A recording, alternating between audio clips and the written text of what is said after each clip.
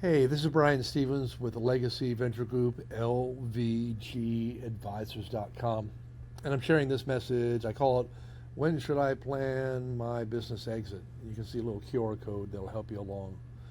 But I'm a little on the solemn side today, period. It's been a week, and it's only a couple of days into the week, where we've gotten some information about two of our clients.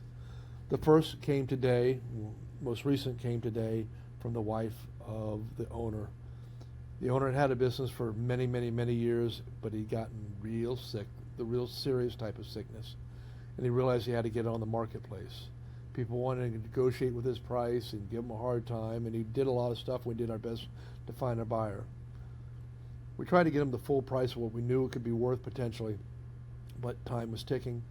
We eventually got him a really good client that paid all cash, not worrying about SBA and that sort of thing, which would drag this out many, many weeks or months later.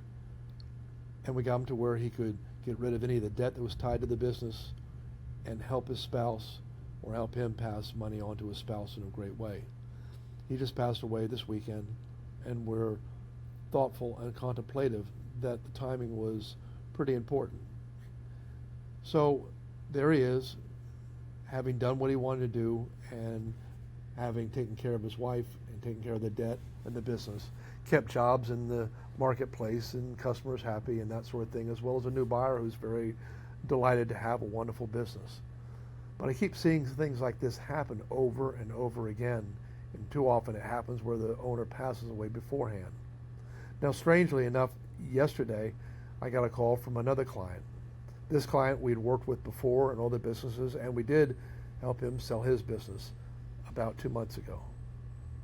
I reached out to him afterwards, the second day, and didn't hear anything back, and tried again the third day, and figured, well, he's probably deep into passing on the training to the new owner, and then heading off to enjoy his retirement and luxurious vacations and that sort of thing. But when I got the call yesterday, I was excited to see his name pop up, but his voice just didn't sound right.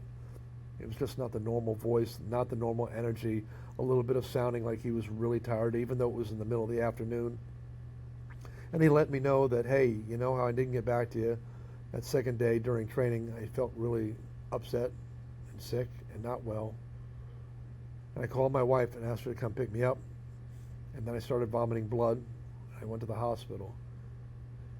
The bottom line was he had long surgery, really complicated problems, and he says at least 2 or 3 times they weren't sure if he was even going to make it.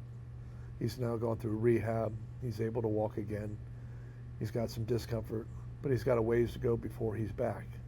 But he too got to sell his business before fate had put its hand upon his life. He said, had I not sold it then, had it been just a couple days later, I'm sure the business would have fallen apart. I would have not been able to manage things.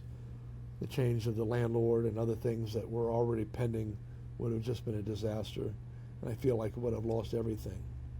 Both these men are really great people. They've worked hard. They've got great businesses. They have employees, and they have customers who rely on what they provide. And, of course, they all produce taxes, which make the economy better, and people around them and suppliers that also benefit from them. They do a lot. And each of them was able to capture money, and in one case just pass it on to his spouse, in the other case make his whole household strong and worthy and that sort of thing. But there was grace in both of them, and we're grateful. But too often, and it happens multiple times a year, we hear from people saying, hey, my father or my husband or one of my clients has passed away. Quite often the business gets thrust into probate and spends months and months in this toilsome process while the business kind of erodes, while employees maybe keep it alive or other people shutter the doors and just give up on it. It doesn't have to be like that. Even if you plan to ride off into the sunset or run your business until you run out of gas, having a plan in place is a powerful and beautiful thing. People need to know what to do, have the authority to legally do it, have an idea of what's in store. And for a lot of people, it's a beautiful thing to actually get to enjoy the retirement and reap the benefits of your valuable business. But planning makes a difference. A lot of different reports on the internet show as many as maybe 80% of businesses that go to market fail to sell. I even saw one that said 90%. But I'm guessing probably between 75 and 80% is a pretty accurate number, and that's a pretty high number to put at risk for your business. We all think our baby is beautiful, it's going to be wonderful, it's going to be easy, but the process is seldom very easy per se, no matter what you've got for a great business. But it helps a great deal when you know what your business is worth, what drives value, and you have the power to make a decision to grow it, fix it, change it if you want to, or live with it, but have an idea in place for what it takes when fate comes knocking.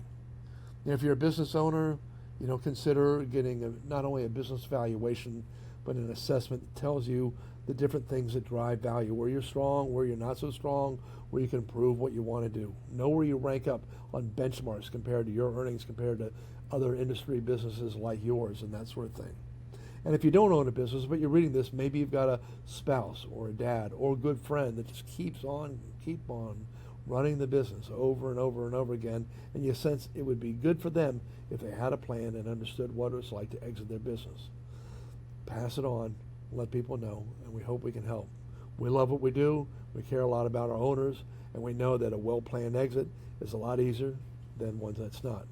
We like to say, manage your plan, choose your exit, leave it to chance, and the exit chooses you. Enough the gloom and doom. We really respect these two wonderful people. We're grateful for at least the one that survived and is doing well and getting healing, and we appreciate the poor spouse who's having to think through this, but has probably had quite a bit of time to know that that was coming and ended up with grace of no debt and some money coming in for their business. If you want to check out our website, you can use a QR code or visit us at LVG Advisors. This is Brian Stevens, and I look forward to talking to you. Seriously, act now, be wise, and make a decision. Thank you so much. Bye-bye.